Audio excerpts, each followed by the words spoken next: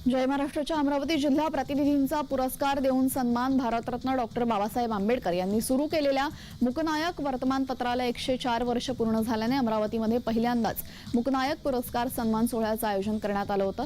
जिल्ह्यात पत्रकारिता क्षेत्रात उल्लेखनीय काम करणाऱ्या पदावर कार्यरत पत्रकार जय महाराष्ट्राचे जिल्हा प्रतिनिधी तथा अमरावती विभाग अधिस्वीकृती समिती सदस्य सुरेंद्र अकोडे यांना पुरस्काराने गौरवण्यात आलं।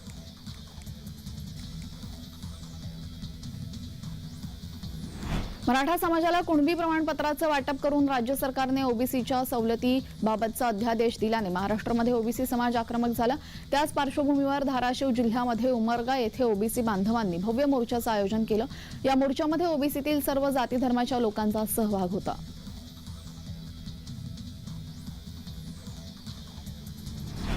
खंडेराव महाराज यात्रेनिमित्त शिंगवे येथील चांदवड मनमाड रोडवर भव्य अशी क्रिकेट स्पर्धेचं आयोजन करण्यात आलं।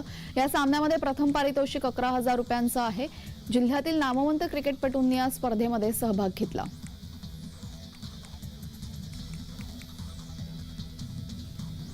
गावठी पिस्तलचा धाक दाखवत सराफा व्यावसायिकास लुटण्याचा प्रयत्न करण्यात आला। पुणे ग्रामीण पोलिसांनी दोघांना बेड्या ठोकल्या असून शिरूर शहरातील हा संपूर्ण प्रकार आहे। सराफा व्यावसायिकाला लुटण्याचा प्रयत्न इथं करण्यात आला।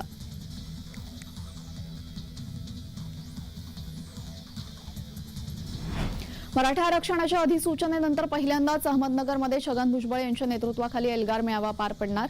मराठा आरक्षणाबाबत अधिसूचना निघाल्यानंतर जिल्हाभरातून लाखो ओबीसी समाज मेळाव्याला उपस्थित राहण्याची शक्यता वर्तवण्यात येते।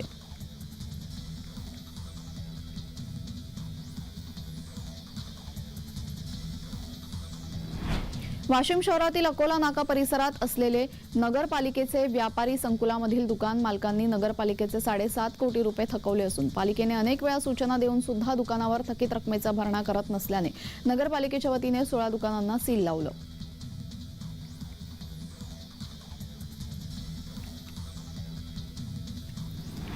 वाढवण बंदर विरोधात वाढवण बंदर संघर्ष समिती आक्रमक। मागील आठवड्यामध्ये पालघरमध्ये झालेल्या बंदर संदर्भात जनसुनावणीच्या विरोधात महाराष्ट्र प्रदूषण नियंत्रण मंडळाच्या कार्यालयावर मच्छीमारांचा आक्रोश मोर्चा।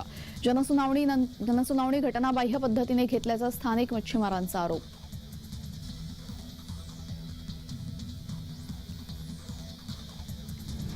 ओबीसींवर झालेल्या अन्यायाला वाचा फोडण्यासाठी आमदार, खासदार आणि राज्यभरातील मंत्री यांच्या निवासस्थानासमोर धरणे आंदोलन करण्यात आलं। याचाच भाग म्हणून उपमुख्यमंत्री अजित पवार यांच्या बारामती येथील सहयोग सोसायटी निवासस्थानासमोर पोलीस बंदोबस्त करण्यात आला। या ठिकाणी कोणताही अनुचित प्रकार घडू नये यासाठी पोलीस बंदोबस्त ठेवण्यात आला।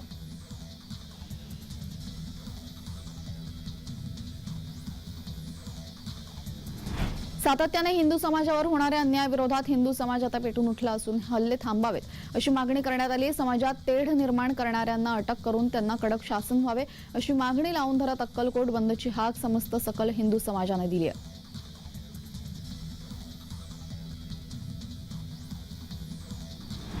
राज्य सरकारकडून मराठा समाजाला कुणबी प्रमाणपत्र देण्याबाबत अध्यादेश काढण्यात आला। मात्र सरकारने घेतलेल्या निर्णयाचा येवला येथील ओबीसी समाजाच्या वतीने विरोध करत हा अध्यादेश रद्द करण्यात यावा अशी मागणी ओबीसी आणि भटके विमुक्त समाजाच्या वतीने करण्यात आली।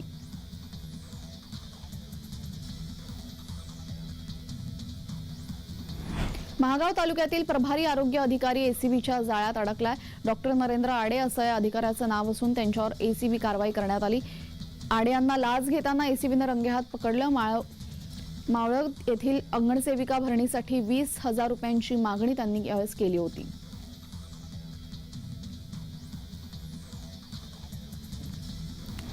केंद्रीय अर्थसंकल्प सादर होण्यापूर्वी सर्वसामान्य नागरिकांना गॅस दरवाढीचा धक्का। तेल कंपन्यांनी व्यावसायिक सिलेंडरचे दर जाहीर केले, त्यात वाढ करण्यात आली। दिल्लीतील एलपीजी सिलेंडर 14 रुपयांनी महागला। दिल्ली, जयपूर, इंदोर, लखनौ, अहमदाबाद, मेरठ, आग्रा, मुंबईसह संपूर्ण देशात ही वाढ झाली आहे। ही दरवाढ फक्त 19 किलोच्या व्यावसायिक सिलेंडरसाठीच आहे।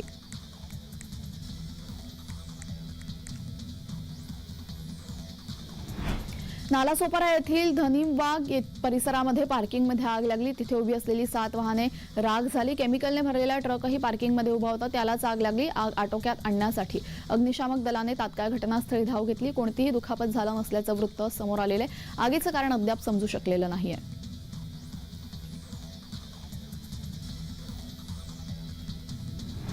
जम्मू काश्मीरमधील कटरा माता येथील वैष्णोदेवी मंदिरात चांगलीच हिमवृष्टी झाली। यामुळे पर्यटक आणि भाविक सुखावले असले तरीही काही काळ बर्फवृष्टीमुळे जनजीवन विस्कळीत झालं होतं।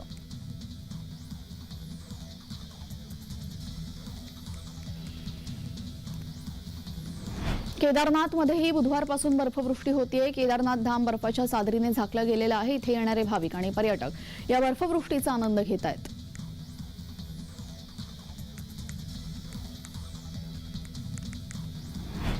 महाराष्ट्राचे माजी मुख्यमंत्री आणि काँग्रेस नेते अशोक चव्हाण मध्य प्रदेशातील उज्जैन येथील महाकालेश्वरच्या दर्शनाला पोहोचले। यावेळी अशोक चव्हाण यांनी महाकालेश्वरची आरती केली।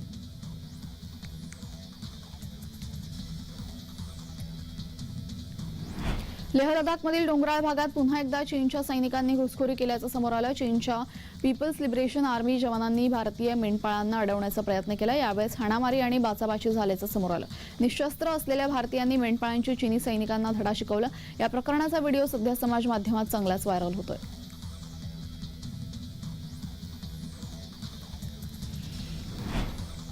कार्तिकचा एक व्हिडिओ नेटकऱ्यांचं लक्ष वेधून घेतो। या व्हिडिओमध्ये तब्बल 1 वर्षाने तो मिठाईचा आस्वाद घेताना दिसला। कार्तिकने सोशल मीडियावर एक व्हिडिओ शेअर केला। या व्हिडिओमध्ये चंदू चॅम्पियन्सचे दिग्दर्शक कबीर खान कार्तिकला रसमलाई खाऊ घालताना दिसतायत।